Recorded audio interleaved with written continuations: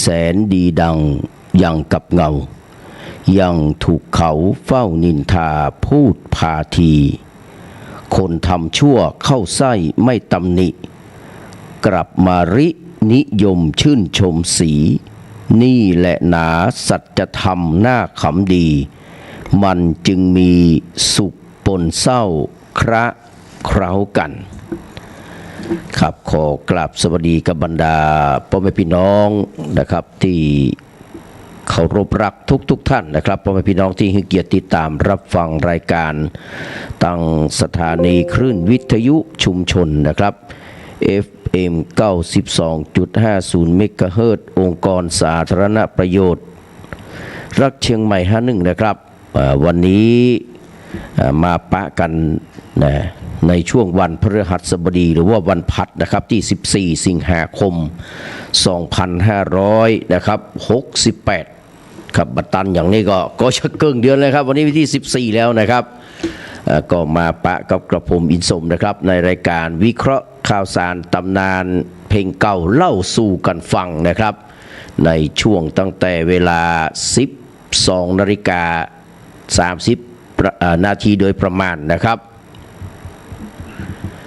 ครับหลังจากที่ได้รับฟังรายการนะครับของสภากาแฟนะครับที่ดำเนินรายการโดยท่าน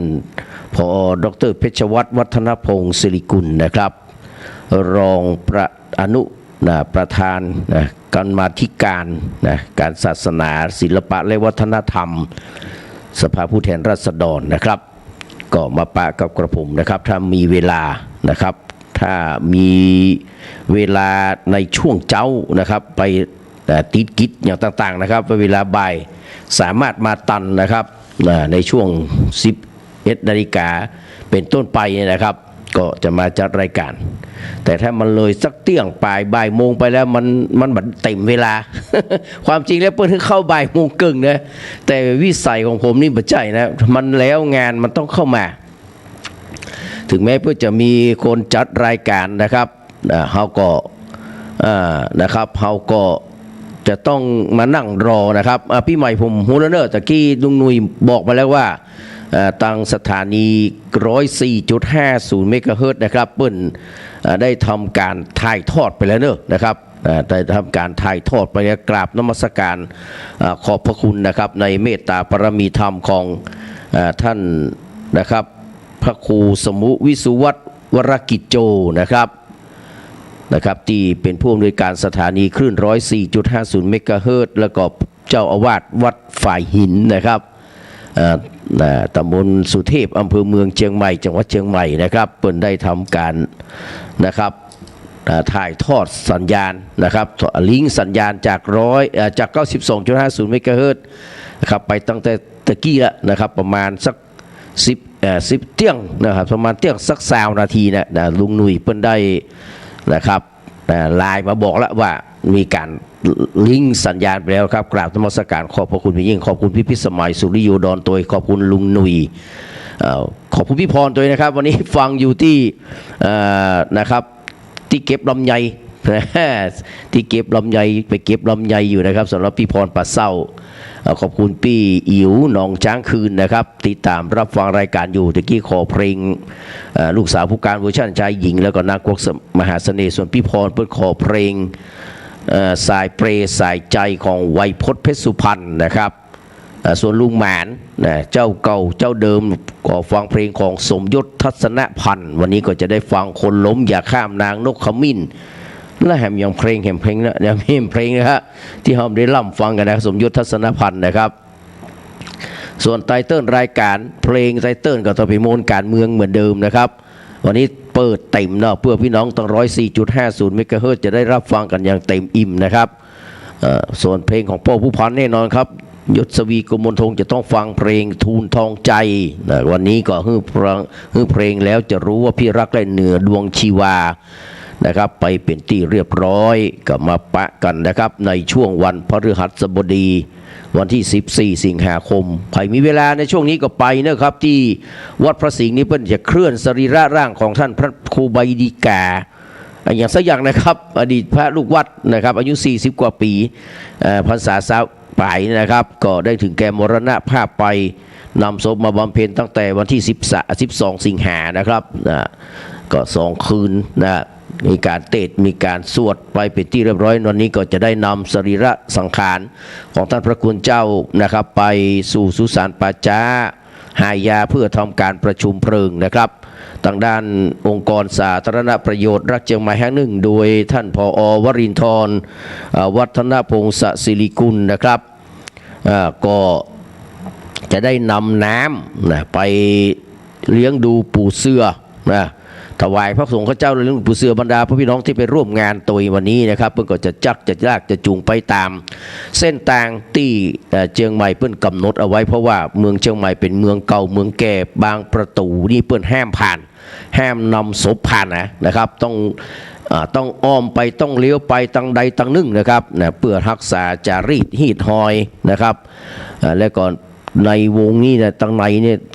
เขาว่าวงแหวนรอบในของคูเมืองนี้เพื่อนมือเผาศพในวัดตัวนะต้องเอาไปเผาที่ปัจจานะครับท่านอาจารย์พระมหาวิษณุจารุธโมนี่ไปเผาปุ้นนะครับที่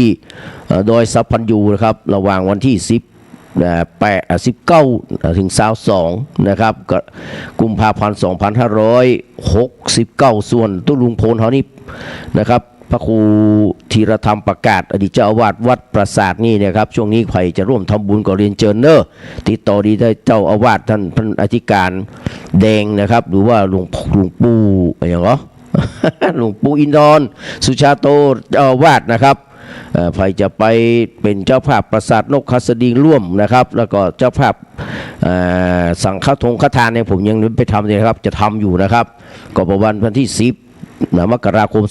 2569 เปิ้ลก็จะพระราชทานเพลิงศพนะครับเพราะเป็นพระครูสัญญาบัตรนะครับก็ติดต่อกันไปเนอะขอบคุณและอนุโมทนากับทุกคนทุกท่านนะครับแม่น้อยดอนเจียงก็ฟังอยู่นะครับแต่ว่าปณิดายังว่างอยู่นะ เดี๋ยวก็จะโทรปิกไปหาพี่พิสมัยเนอะครับรอสักกรรมนะครับเพราะจะขอเพลงอย่างนี้เนอะนะครับส่งให้ลุงหนุ่ยมาก็ได้เนอะครับลุงหนุ่ยไลน์มากับลุงหนุ่ยก็ลงให้ลุงหนุ่ยนะครับผู้พันยังจะฟังเพลงอันนี้อยู่นะครับสวยกว่าเมียที่บ้านเดียวแม่จันยลักษณ์ก็เรียบร้อยกันนะครับหัวแตกแล้วไปช่วยเด้อนะครับผู้ใจนี้ว่าเพนจาลากรเนาะเพนจาลากรนะครับอันนี้ของหลายตัวตนนะครับหรือว่าไอ้สมบูรณ์ในอดีตผู้จัดการกัดอินเวสติเกชั่นหลายตัวตนขอจะฟังเพลงเพนจาลาก่อนนี่เนาะของสันติดวงสว่างนะเดี๋ยวจะเสิร์ชดูได้บุญเนอะนะครับถ้ามีนี่ได้ฟังแน่นอนน้ำตาน้องเพนจาลาก่อนนะครับเดี๋ยวได้ฟังเนอะเดี๋ยวได้ฟังนะครับขอบพระคุณทุกคนทุกท่านนะครับที่ติดตามรับฟังรายการนะครับก็มาปะกันในวันนี้นะมาดูหัวข้อข่าวนะครับหัวข้อข่าวเดี๋ยวเราก็มาเรื่องเพลงกันเรื่องการบ้านการเมืองนะครับก็มันก็ม่วนนะครับก็ดูนี่ก็อนุโมทนาเด้อกับคนที่บวชนะครับคุณตู่นะครับนพพลโกมลชุนนะครับนพพลโกมลชุนนี่เปิ้นบวชเนาะได้ฉายาว่าโกมาละจิตโตอีหรอแนวคิดอุดมการณ์อาจจะบัถูกกันนะครับแต่ว่าในเมื่อบวชแล้วก็ขออนุโมทนากับไอ้ตู่นะครับคุณนพพลเนาะเป็นศิลปินแห่งชาติแล้วเนาะเนี่ยเนาะนะครับเป็นศิลปินแห่งชาติแล้วกะนพพลโกมาลชุนนะครับแฟนของปิยานุชแล้วปิยานุชไปไว้ไหนนพพลก็ขออนุโมทนาด้วยนะครับก็ถือว่าได้ละตังโลกชั่วคราวนะครับได้ละตังโลกชั่วคราวนะครับก็ขออนุโมทนากับคุณนพพลโกมลชุนนะครับล่าสุดนี้ก็ตำรวจนะครับเปิ้น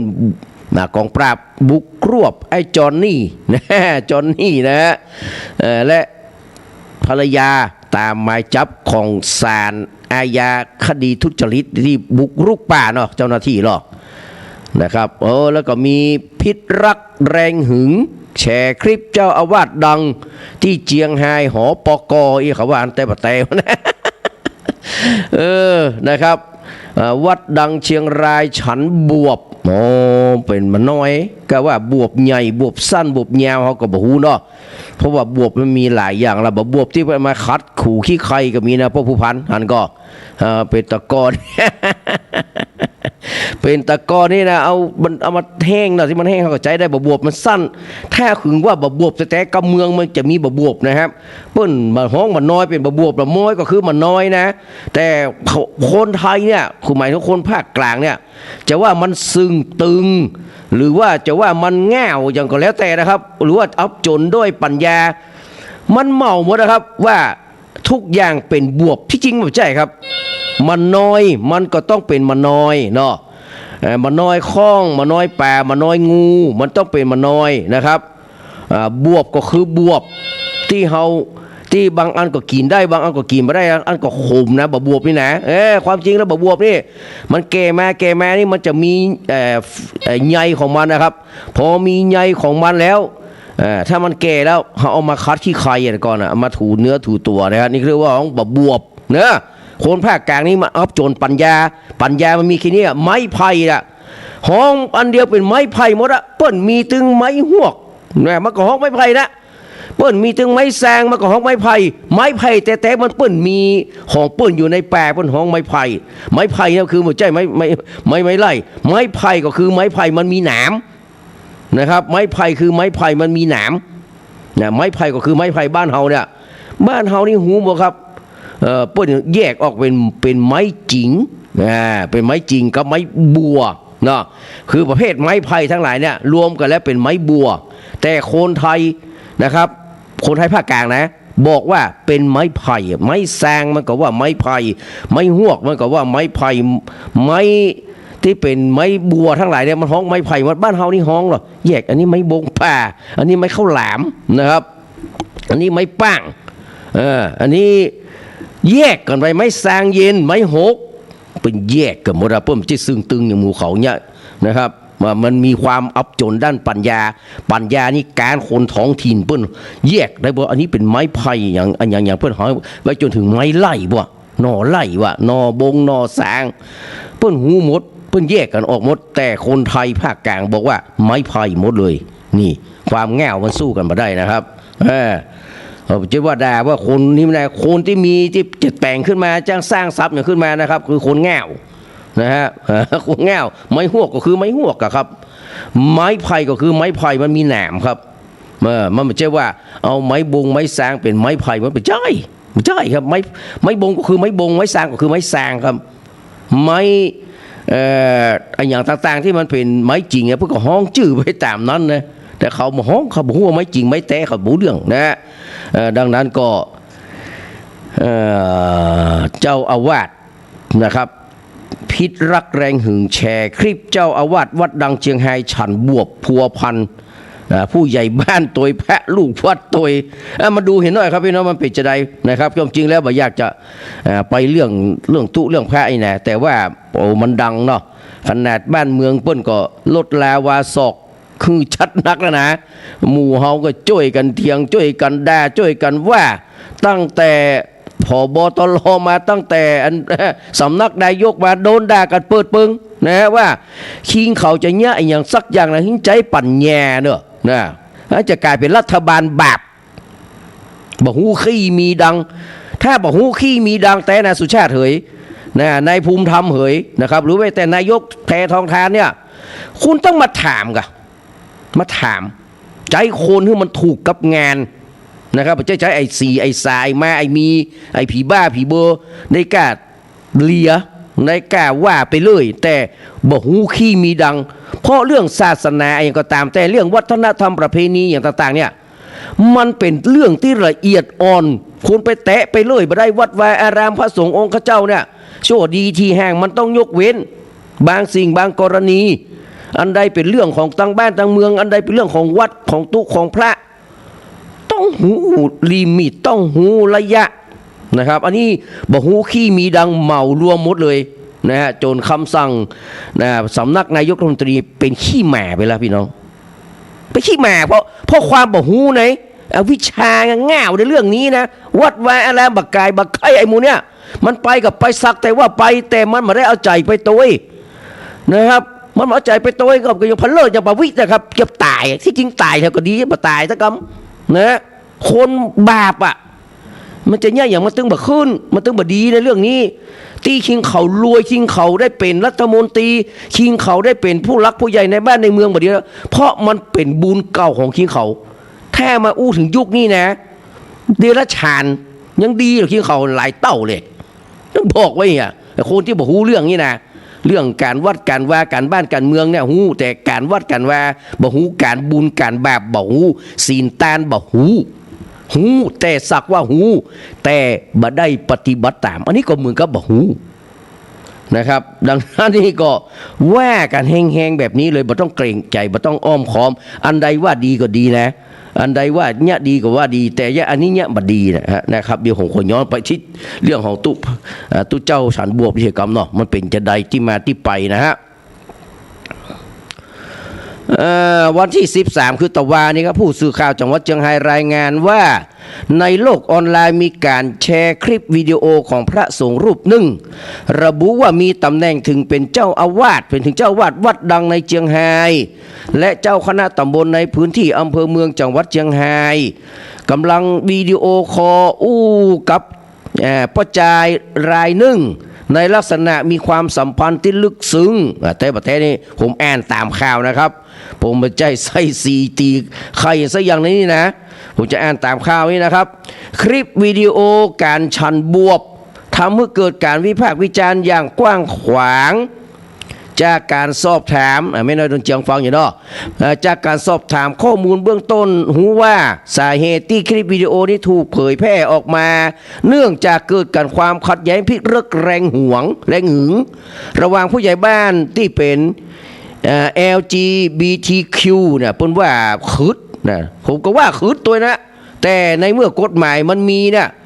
เฮาก็ไปแตะต้องครับเฮาก็เคารพสิทธิ์ซึ่งกันและกันแต่ถามในใจว่าคืดก็คืด1,000,000%นะฮะแต่ผมบ่ได้รังเกียจเดียดฉันคนพวกนี้นะจะเป็นอะไรก็ได้ของมันเป็นคนดีแต่ถ้าไปหืนหูขี้กับตุเจ้านี่บ่ดีแน่นอน1,000,000%นะครับบ่ดีครับไปหืนกับคนบ้านเหมือนกันนั่นบ่เป็นหยังแต่ถ้าไปหืนกับตุเจ้านี่คืดแน่นอนชาติชั่วเลียวชาติ1,000,000%แน่นอนนะฮะแล้วก็เป็นเจ้าพิธีของวัดเนี่ยเป็นเจ้าพิธีของวัดกับพระลูกวัดที่มีความสัมพันธ์ใกล้ชิดกับเจ้าอาวาสบางคนเพิ่นมาเล่าของผมนะว่าหูตั้งแต่ก่อนทำพิธีนะไปนอนตัวกัน ไปนอนตัวกันแล้วก็ปิกออกมาทำพิธีพระที่ปลุกเสกไปนะเพิ่นว่านะจนแตกก็มีว่ะเพิ่นว่านะเพิ่นว่าอีแต่นะครับอันนี้เพิ่นว่าให้ผมนะแต่ผมบ่ได้ไปอันนี้แต่ผมคิดว่ามันก็จะเป็นอันแต่ของมันศักดิ์สิทธิ์หรอคิงเขาเอาปุจานกระเทยสมัยเด้อเอาไม่ได้ดูถูกนะเอาปุจานตูดปุจานเนี่ยไปเนี่ยมันจะไปศักดิ์สิทธิ์ได้อย่างไรครับกรรมอู้กรรมจากกรรมว่ากรรมกล่าวการบนบานเตบวงสรวงเตวุติเวลามันมีเป็นศาสนาพุทธเอาศาสนาพุทธนำหมดหรอถึงแม้จะเป็นของพราหมณ์แต่ว่าไว้พระพุทธพระธรรมพระสงฆ์ก่อนทั้งนั้นก็จะเนี่ยอย่างเนี้ยนะครับแล้วบอกเขาลบเนี่ยนอนด้วยกันแล้วก็ไปทำพิธีบูชาก็อาราธนาธรรมเหี่ยนะฮะอาราธนาศีลไหว้พระอาราธนาศีลอาราธนาธรรมทุกเจ้าที่นอนด้วยกันนั่นก็เต้ทำเหี่ยมันจะไปเกิดความขลังได้ยังไงครับนั่งปลุกเสกนั่งสวดมนต์ตันสวดมนต์ตื่นอย่างพวกนั้นครับโอ้มันจะไปซักซิกอย่างผมถามแต่แล้วพระผู้รับผู้ใหญ่ต้องมีปัญญาต้องคิดพิจารณาดีๆแล้วครับว่าคุณเนี่ยอย่างนั้นเนี่ยมันศักดิ์สิทธิ์แต่ว่าสิ่งที่มันออกมาเนี่ยพี่น้องก็ไปรับวัตถุมงคลมาเนี่ยโอ้จากคนที่ทำวัดศรีวัดเถลิงกันนะครับแล้วมันจะศักดิ์สิทธิ์ได้จะได้ครับ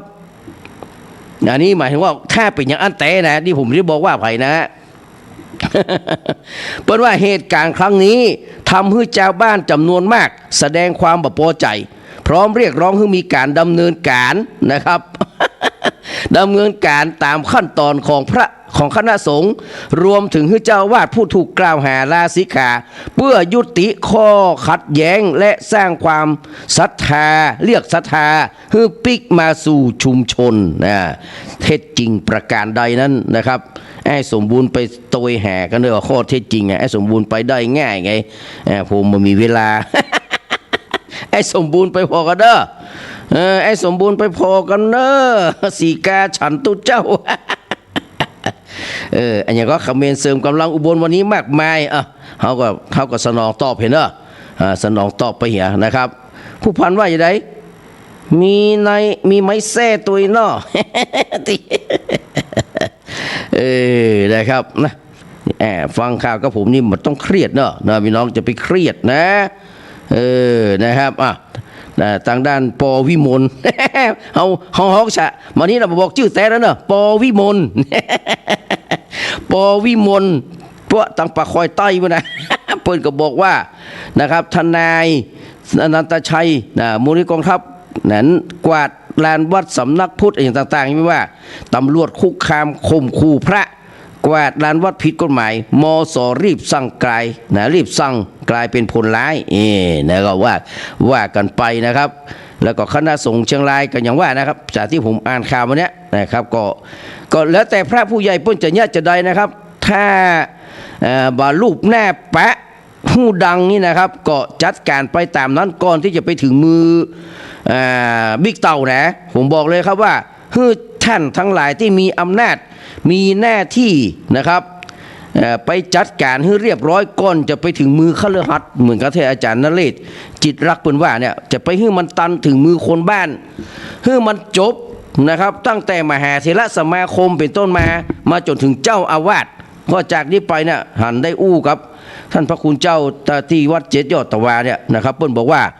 เปิ้นหึเนี่ยอยู่แต่เปิ้นจะให้เจ้าอาวาสนะครับเป็นผู้ตรวจนะตรวจชีตรวจอะไรยังตรวจบัญชีนะเพื่อจะให้เจ้าอาวาสเป็นคนทำเนอะเพื่อจะให้เจ้าอาวาสเป็นคนนำส่วนตั้งตำรวจกาคำนักพูดกาที่จะเข้ามาตรวจมาดูแลมาอย่างต่างๆนะให้แจ้งกับเจ้าคณะจังหวัดนั้นก่อนดูสรุปที่ท่านพระครูนะครับท่านพระครูบัณฑิตวชิราพรเนี่ยครับเพิ่นส่งมานี่นะครับเดี๋ยวผมจะอ่านเนอะนะครับอันนี้อย่างว่าใด ฟังมันเพลงอะไรกันเต้นได้สุดคุ้มมันดีขนาดเหมือนจะโกรธใครมา อันนี้หลวงพ่อปู่กำครับเดี๋ยวผมจะดูกลุ่มนะฮะกลุ่มคณะสงฆ์จังหวัดเชียงใหม่เนี่ยนะครับเปิ้นส่งมาล่าสุดเนี่ยคณะสงฆ์คณะสงฆ์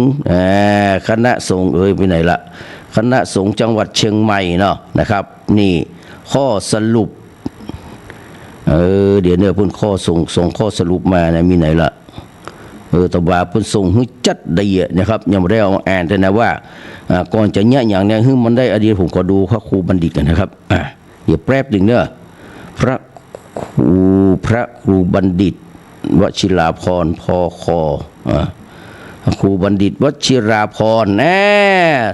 สรุปข้อหารือที่ตะวายนะครับที่เปิ้นประชุมปรึกษาหารือกันนะเมื่อตะวานะครับเปิ้นข้อสรุปอย่างอีเนอะ1จะดำเนินการสำรวจวัดพระอารามหลวงก่อนทั่วประเทศนี่วัดเล็กหรือใหญ่นั้นไม่สำคัญนะ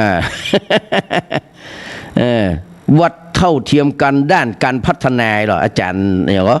พันนีถึงว่าตลอดอะลูกสาวพ่อครูสมบูรณ์นะมองเพลงเรื่องนี้วัวใต้ร่มอารามเนี่ยนะครับ2มีเจ้าคณะอำเภอลงพื้นที่ไปตัวนี่3เก็บข้อมูลเฉพาะชื่อวัดบัญชีวัดส่วนบุคคลบักเกียวนะข้อ4นะคือบอกเอาข้อมูลส่วนตัวและบัญชีส่วนตัวของพระและผู้อาศัย5ผู้บังคับการตำรวจภูธรจังหวัดนะครับและผอ.สำนักพุทธศาสนาจังหวัดต้องเข้าหารือและแจ้งให้เจ้าคณะจังหวัดทราบก่อนดำเนินการนี่คือข้อสรุปที่เปิ้นไปประชุมปรึกษาหารือกันหลังจากที่หมู่เฮาในฐานะพุทธมามกะ ในฐานะที่นะครับเป็นผู้ดูแลเป็นบริษัทในบริษัท4นะครับคือเป็นอุบาสกอุบาสิกานะครับเนี่ยเราจะต้องห่วงแหนดูแลปกป้องนะครับพระพุทธศาสนาของเราอย่างน้อยก็คือมันได้ครบเจนชีวิตของเราอยู่เนี่ยนะครับก็เป็น หูเป็นตานะครับเป็นหูเป็นตาฮือกับตังวัดตังวาฮือตามคณะสงฆ์นะครับไผ่ทำมาอย่างบ่ชอบมาพากลเขาแจ้งไปแม้แต่เขาต้องฝากพระสงฆ์ข้าเจ้าตัวครับที่เป็นระดับพระสังฆาธิการตั้งแต่มหาเถระสมาคมนะครับเป็นต้นมาเนี่ยนะครับขอฮือยะแต่คำแต่นะครับอย่าลูบหน้าปะจมูกอย่าให้เกิดข้อครหานินทา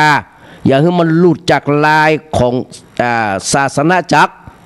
นะครับพุทธจักรแล้วไปอยู่ในอำนาจของอาณาจักรมันจะยุ่งเพราะคนพวกนี้นะครับน้อยนักที่จะหูเรื่องหูราวเรื่องพระธรรมวินัยนะครับเบกเต้าก็มันก็บูจะบวชได้กี่ว่าแสเนี่ยบวชหมอกจะเอาตำแหน่งในร้อยเนี่ยก็บูนะครับจะได้ท่องสะแถสัพพีได้ก่อนเดี๋ยวผมยังให้สงสัยอยู่ว่าไอ้เต้าถ้าถามคิงเนี่ยว่ายังไงเพราะมันเป็นรุ่นน้องเขานะฮะก็ถามคิงว่าคิงท่องยะแถสัพพีได้ก่อนคิงจะมายับตุเจ้ามาว่าอย่างตุเจ้าเนี่ยคิงท่องยะแถสัพพีป่านปอนไอ้อย่างได้ก่อนอย่างว่าอย่างได้สักอย่างก่อนอันนี้มันแน่สนนะครับเพราะฉะนั้นทางนั้นทางนี้มันก็อยู่ที่มหาเถรสมาคมแหละครับแล้วก็พระผู้หลักผู้ใหญ่ในบ้านในเมืองเนอะผมนี่เป็นห่วงแตะนะครับผมนี่เอาปกป้องไว้ก่อนแล้วอย่าว่าได้กระจ้างนะครับเฮานี่เป็นคนของวัดของแวร์หรอถึงแม้ตัวเจ้าบางตนบางองค์ปุ๊บบ่ชอบบ่ฮักเขาก็บ่เกี่ยวนะเฮาไม่ได้ปกป้องใครคนใดคนหนึ่งเฮาปกป้องทั้งหมู่ทั้งมวลนะฮะคนฮักเต้าผืนหนังคนจังเต้าผืนเสือมาเรื่องธรรมดาครับอยากมีเกียรติเลือกเกลือกกลัวอย่าพูดว่าอยากมีเกียรติเลิกเกลือกกลัวอย่ากลัวอดอยากมียศปรากฏแกล่งทุกแห่งหนอยากเป็นหนึ่งต้องพึ่งตัวของตนอยากเป็นคนต้องมีธรรมประจำใจครับต้องไปทำประจำใจจะว่าในเรื่องของคุณนะแต่ทั้งนี้ทั้งนั้นพวกคุณนั่นแหละรู้ดีว่าทำบัตรสีบัตรทะเลิงอย่างลงไปนะครับแล้วก็ประกอบพิธีกรรมต่างๆถามว่ามันศักดิ์สิทธิ์หรือไม่เนี่ยก็ถามพระเจ้านะครับ เพราะฉะนั้นอย่าให้มันไปตกนะครับอยู่ในมือของคนที่เป็นอยู่ในนะครับอาณาจักรแล้วมันจะยุ่งยากยุ่งยามอย่างที่จะผ่านมานะครับถ้ามันมีการต่อต้านจากราชบัณฑิตคุณครูปะแห่เก่าตุเช่าเก่าตุเช่าใหม่ที่เพื่อนรวมใจกันนะครับมันยุ่งไปแล้วนะครับแม้รอมหาเถรสมาคมนี่กว่าจะอู้จะจ่าแต่ละอย่างนี้นะครับเขาเรียกว่าดอกพิกุลจะล่วงจากปากแต่ละโคนี่80-90ไปแล้วมันยังไม่ได้แล้วครับ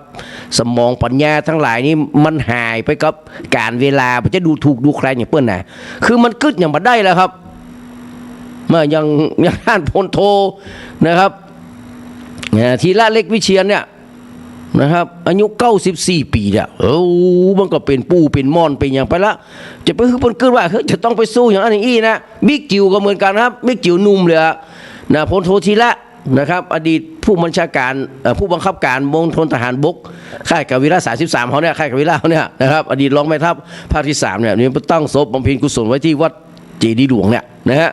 ปุ่นพระราชทานเพลิงศพปุ่นวันที่17 สิงหาคมที่จะถึงเนี่ยนะครับเพื่อจะมีการเลี้ยงเพลตั้งแต่วันนี้นะฮะไปจนถึงวันที่16เพิ่นตั้งศพไว้ตั้งแต่คืนละนะครับตั้งแต่ตะคืนละเพื่อจะมีราชทานปุ่นเป็นทรงของทหารเดี๋ยวทหารก็จะมาดำเนินการไปวันนี้ก็ได้รับเกียรติไปดำเนินการนะครับก็ปะกันนายกปุ่นก็มาลุงปีชาปั่นแก้วด็อกเตอร์ตั้งป่าแดดปุ่นนะมากับทีมงานแล้วจะไปหำสมอยู่นะไม่ได้กี่เข้าสักคำพอทั้งหลายพอเชิงดอยก็ไปนะเชิงดอยสุเทพที่วัดฝ่ายหินนะฮะสถานวัดฝ่ายหินหรอนะครับแล้วก็พอ7 ยอดจ้างเคียนปุ่นตอนปีนแม่เหี้ยอย่างไปสะปะสะเป็ดนะครับเพราะว่าลูกเขยพวกนี้เป็นศึกษานิเทศในจังหวัดเชียงใหม่เขต 1นะครับก็ไปกันนักไปกันหลาย นะครับบอกว่าจะเป็นส่วนปกครองส่วนท้องถิ่นเนาะแล้วก็จังคณะผู้บริหารต่างๆนะครับตั้งครูตั้งนักอย่างต่างๆเนี่ยนักกระดาษไปนะครับไปแค่ไปวางลีดนะวันที่พระราชทานนั้นไม่อยากจะกึดครับเพราะว่าคนจะนักขนาดไหนดังนั้นก็ฝากไว้ตัวนะครับอันนี้ก็เป็นเรื่องของอาจารย์จุมพลเนาะอาจารย์จุมพลก็ฟังอยู่นะครับขอบพระคุณนะครับเดี๋ยวเรามาดูข่าวต่อไปแล้วก็มาฟังเพลงที่ลุงแมนเพิ่นแนะนำมานะครับมาดูข่าวนอกจากข่าวฉันบวบแล้วนะครับมาดูครับของสีแน่ของจอห์นนี่มือปราบพี่น้องโดนรวบพร้อมกับภรรยานะครับวันที่14ครับวันนี้ครับเนี่ยไอ้เต่าเขานี่มันมั่นเนาะนะครับ14สิงหาคม2568ครับพลตำรวจตรีจรูญเกียรติปานแก้วหรือเดอะเต่านะฮะรองผู้บัญชาการตำรวจสอบสวนกลางหรือว่ารองผบชกนำทีมเจ้าหน้าที่ตำรวจจากกองบังคับการป้องกันและปราบปรามการทุจริตและประพฤติมิชอบบกปปปต้องเอาละนะบกปปปพร้อมด้วยเจ้าหน้าที่จากสำนักงานปปทและปปชเข้าจับกลุ่มดาบตำรวจยุทธพลศรีสมพงษ์หรือว่าหูจักกันในนามจอห์นนี่มือปราบจอห์นนี่ที่รักนะฮะและภรรยาในพื้นที่จังหวัดอุบลราชธานีตามหมายจับของศาลคดีของศาลอาญาคดีทุจริตและประพฤติมิชอบภาค3นะครับรายงานข่าวเปิดเผยว่าการเงียบเรื่องนี้นะมันเกิดขึ้นเมื่อเวลา 8 โมงครึ่งของวันที่14คือวันนี้นะครับโดยดาบตำรวจยุทธพลจอห์นนี่และเมียเป็นหนึ่งใน5ผู้ต้องหานะครับ5รายที่ถูกออกหมายจับในคดีเกี่ยวข้องกับการก่อสร้างและการประกอบกิจการรีสอร์ท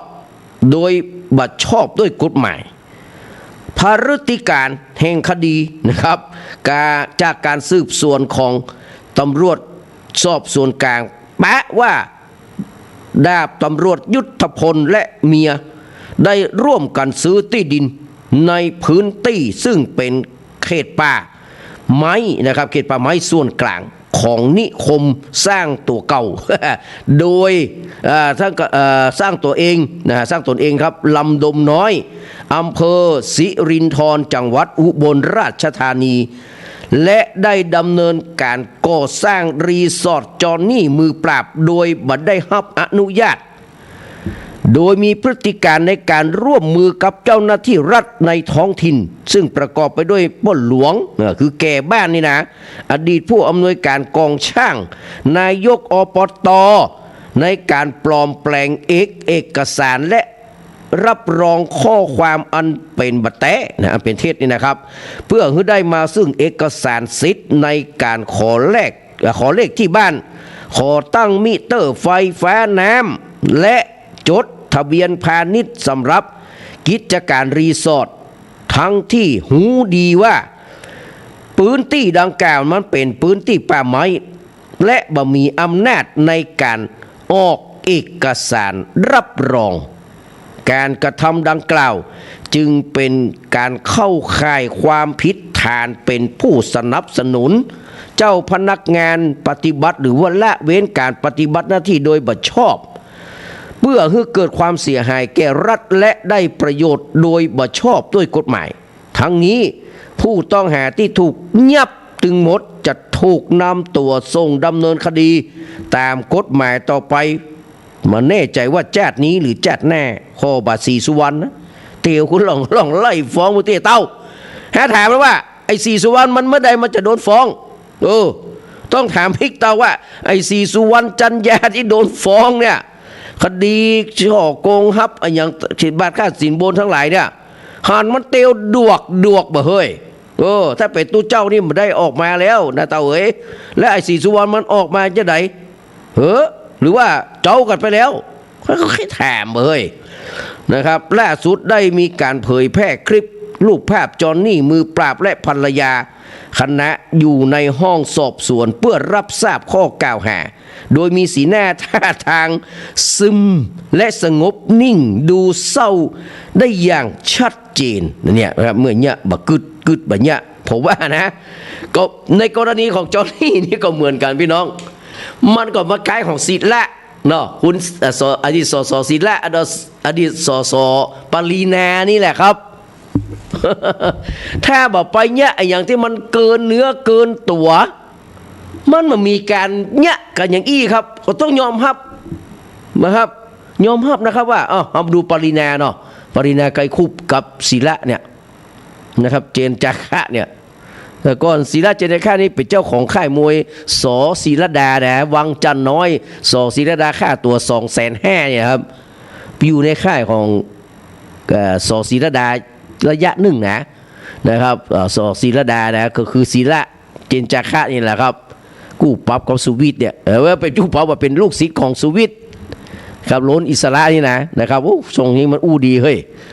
ทรงนี้มันอู้ดีเขาต้องยอมรับนะสุวิทย์อู้ดีระหว่างนี้นะแล้วเพิ่นก็บ่เล่นการเมืองมาเอาอย่างนี้แล้วนะมาแม่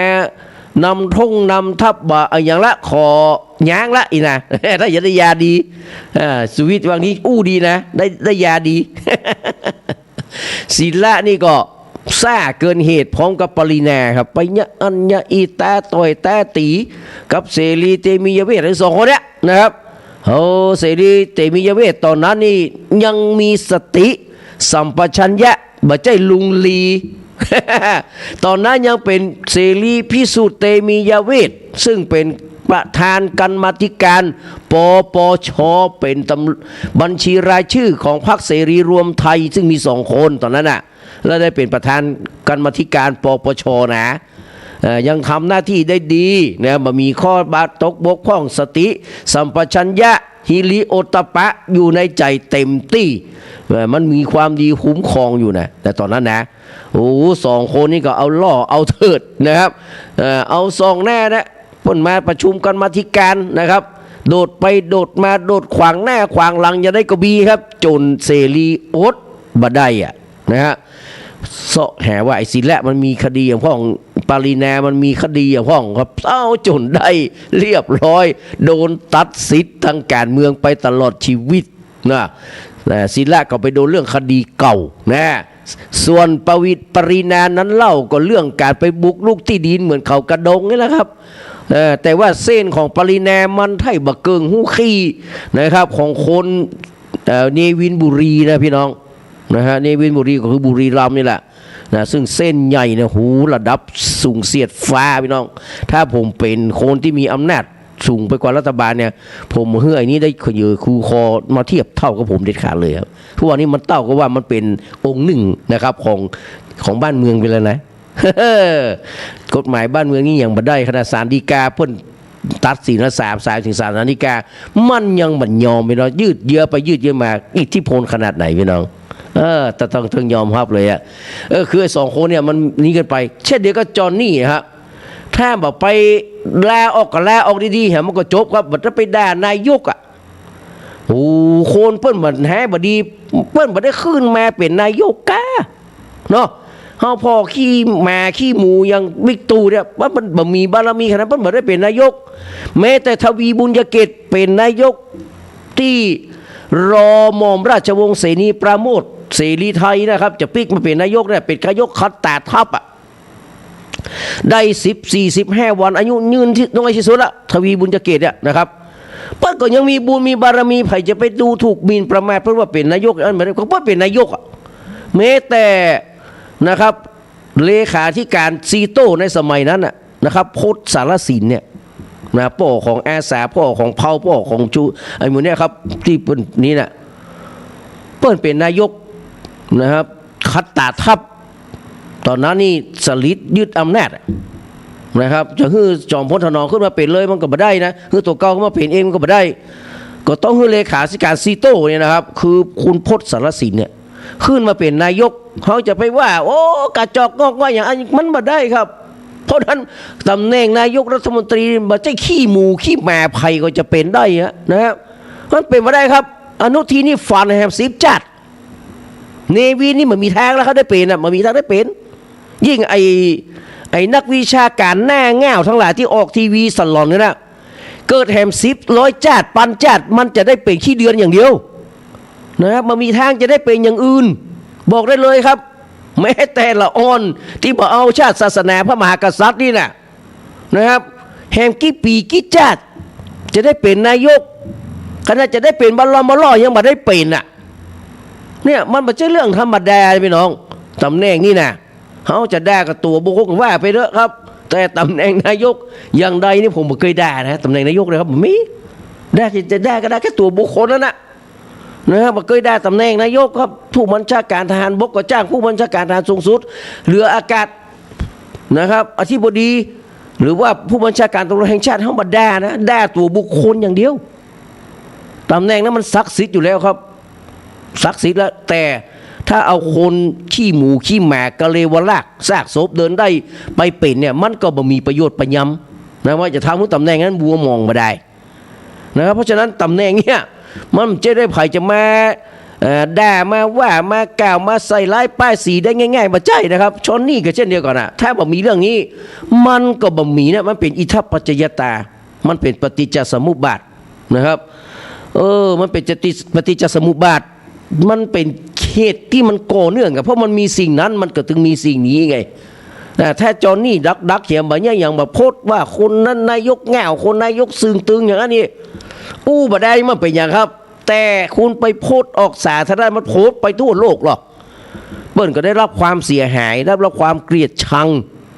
ดูหมิ่นเนี่ยนะครับลายอย่างเช่นตัวเปิ้ลอาจจะมาเอาเรื่องอย่างนักผู้สื่อข่าวเอาไม้ไปบุบหัวไปเนี่ยเพื่อจะมาเอาเรื่องหรอเพิ่งมาเอาเรื่องตกไปนะไปยังเนี่ยแต่อันนี้นี่โอ้โหมันมินนะครับคนเฮาก็มีศักดิ์ศรีจะเป็นยาจกพระนิพพานเนจรแต่มันมีศักดิ์ศรีเท่าเทียมกันถึงแม้ว่ามันบัดเท่ากันแต่มันเท่าเทียมกันนะคือเท่าเทียมจริงที่ว่าก็คือความตายมันตายได้เหมือนกันอะพลเอกนั้นพลเอกนี่พลโทนี่ตายปืนใส่สักกำง่ะมันอยู่ปตายนายกปตายครับไอ้คนที่เป็นนักวิชาการสับตายหม้อครับสับตายหม้อครับตายหม้อก่อนนายกครับมันก็พอเอกยุทธสมัยก่อนนะครับเอกยุทธที่มันต้องใส่ไฟอย่างนายกยิ่งลักษณ์อย่างแม่แหกนายกยิ่งลักษณ์เปิ้ลบ่เคยตอบอีกสักอย่างเลยสุดท้ายครับมันตายครับขี้หมูขี้แม่อย่างกับปัจจัยก็เปรียบเทียบกับเหมือนกับ3 ก๊กนะครับใครก็ที่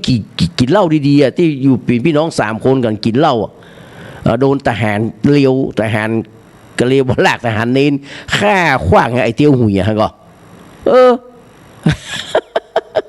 เพราะฉะนั้นใหญ่มาได้กับมันมีสิทธิ์ตายเพราะฉะนั้นเขาไปมาดูถูกดูหมิ่นกันขนาดนั้นมาได้จอนี่ก็เลยโดนวิบากกรรมอย่างครับเขาก็หันใจนะเขาก็ด่าพวกนั้นเขาว่าวิจารณ์พวกนั้นแต่ว่า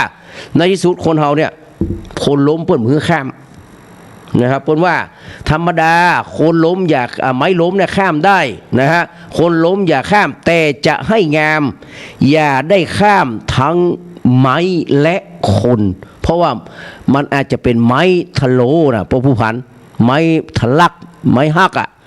ไม้หักไม้ทะโลหรือว่าไม้อย่างที่มันเป็นเครือเขาหลงน่ะนับข้าม1 คัน